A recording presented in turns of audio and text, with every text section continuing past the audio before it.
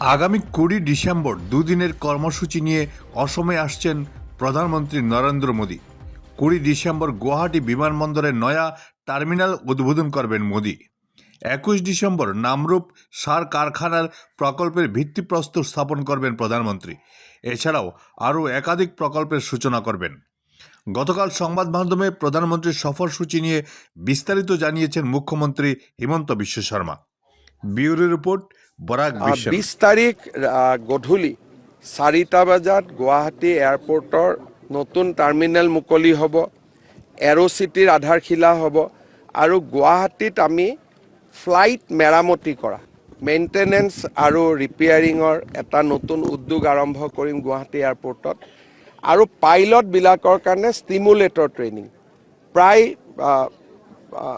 10,000 কোটি টকা বিনিয়োগ থাকিব এয়াৰপৰ্টত। উদ্বোধনৰ পিছতো মোদী ডাঙৰীয়াই এই গোটেইবিলাক উদ্বোধন কৰিব, বিমানবন্দৰ উদ্বোধন কৰিব, তাৰ পিছত তেওঁ MROৰ আধাৰশিলা কৰিব, এৰো চিটিৰ আধাৰশিলা কৰিব আৰু ফ্লাইট ষ্টিমুলেটৰ ট্ৰেইনিং, পাইলট ষ্টিমুলেটৰ ট্ৰেইনিং, যিটো ভাৰতত মাত্ৰ 2 জেগাত এই ফেচিলিটি আছে, অসমত থাৰ্ড হ'ব।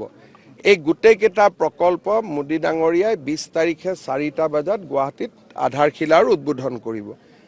ৰাতিপুৱা 21 তাৰিখে ৰাতিপুৱা তেওঁ নামৰূপলৈকে যাব আৰু নামৰূপত আমাৰ নতুন যিটো সাৰ কাৰখানা হ'ব, 10,000 কোটি টকাৰ ব্যয়েৰে 12 লাখ মেট্ৰিক টন ইউৰিয়া বনাম, তাৰ তেওঁ আধাৰশিলা কৰিব।